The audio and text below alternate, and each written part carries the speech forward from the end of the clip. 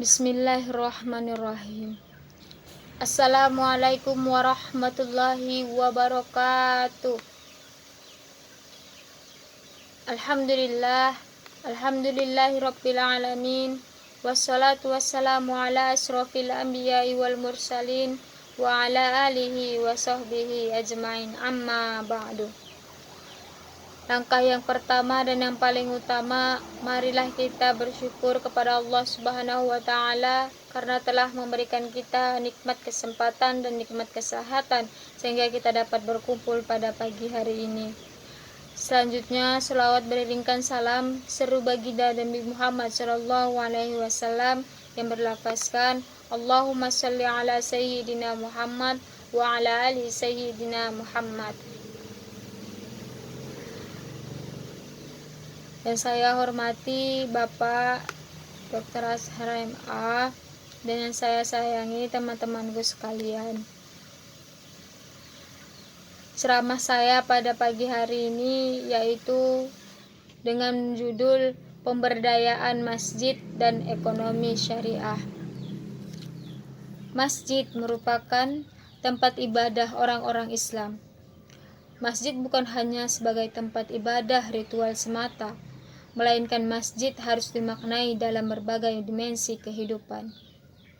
Di antaranya, masjid sebagai upaya pemberdayaan masyarakat, peningkatan ekonomi umat, seperti penyelenggaraan baitul mal, unit pelayanan zakat, infak, dan sedekah. Oleh karena itu, dalam mengelola masjid, harus disadari bahwa masjid menyimpan potensi umat yang sangat besar. Jika digunakan secara optimal, akan meningkatkan kesejahteraan umat, sekurang-kurangnya bagi jamaah masjid itu sendiri. Selain sebagai tempat ibadah, masjid juga berfungsi sebagai media pembinaan umat secara holistik. Rasulullah Shallallahu Alaihi Wasallam membangun masjid pertama di kota Madinah dengan tujuan mencerahkan umat dan mengenalkan risalah ilahiyah. Masjid bukan hanya digunakan untuk melaksanakan kegiatan ibadah ritual saja, seperti sholat berjamaah, zikir, membaca Al-Quran, dan berdoa, tetapi dapat juga digunakan untuk melaksanakan kegiatan-kegiatan sosial keagamaan dalam upaya mengembangkan masyarakat Islam. Bahkan saat ini, keberadaan masjid bahkan sangat potensial terutama dalam pemberdayaan umat Islam untuk di setiap aspek kehidupan. Adanya slogan Back to Masjid menjadi inspirasi awal munculnya semangat mengembalikan kejayaan Islam dari masjid. Peran masjid bagi pengembangan umat sangatlah besar dan vital. Ghazali mengumumkakan bahwa selain sebagai pusat ibadah, masjid juga berperan sebagai pusat kebudayaan atau peradaban. Masjid merupakan lembaga atau organisasi pertama dan utama dalam Islam. Masjid sebagai pusat peradaban memiliki peran yang signifikan dalam mengembangkan kegiatan sosial kemasyarakatan, membangun kapabilitas intelektual umat, meningkatkan perekonomian umat, dan menjadi ruang diskusi untuk mencari solusi permasalahan umat terkini.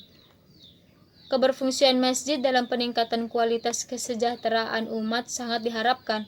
Masjid harus menjadi basis mengembangkan dan pemberdayaan masyarakat. Masjid diharapkan dapat menjadi pusat semua kegiatan masyarakat, baik kegiatan formal maupun informal. Masjid seyogyanya dapat dijadikan sarana peningkatan kesejahteraan masyarakat atau umat dalam mencapai tujuan pembangunan Indonesia, yaitu masyarakat adil, makmur, dan sejahtera lahir batin. Potret pemberdayaan masyarakat berbasis masjid dapat dilaksanakan melalui keikutsertaan remaja dalam kegiatan masjid, mengadakan berbagai jenis pelatihan dan seminar, menjadikan masjid sebagai pusat ilmu, memberdayakan fakir miskin yang menjadi tanggung jawab masjid, dan menumbuhkan kemandirian masjid. Konsep pemberdayaan diartikan sebagai proses melepaskan situasi atau keadaan ketidakmampuan, ketidakberdayaan, kehilangan, ketersisihan, dan hal-hal yang berkaitan dengan kelemahan melalui Melalui arti ini, pemberdayaan dapat memaknai mengubah dari yang tidak mampu menjadi mampu, atau mengubah dari yang tidak berdaya atau lemah menjadi berdaya atau kuat. Hadirin yang dirahmati oleh Allah Subhanahu wa taala, pemberdayaan adalah suatu cara di mana rakyat, organisasi, dan komunitas diarahkan agar mampu menguasai kehidupannya. Dalam konteks masjid, masjid yang memberdayakan masyarakat adalah masjid yang mampu menguatkan masyarakatnya ke arah lebih baik. Lebih umum lagi, pemberdayaan masyarakat adalah suatu proses di mana masyarakat, terutama mereka yang miskin sumber daya, kaum perempuan, dan kelompok yang terabaikan lainnya, didukung agar mampu meningkatkan kesejahteraannya secara mandiri. Pendek kata, masjid diharapkan menjadi bagian tak terpisahkan dari pencapaian kesejahteraan umat. Nah, demikian yang dapat saya sampaikan. Kurang dan lebihnya saya mohon ampun kepada Allah Subhanahu wa taala dan mohon maaf kepada para pendengar. Semoga kita semua dapat hikmahnya. Wabillahi taufik wal hidayah. Wassalamualaikum warahmatullahi wabarakatuh.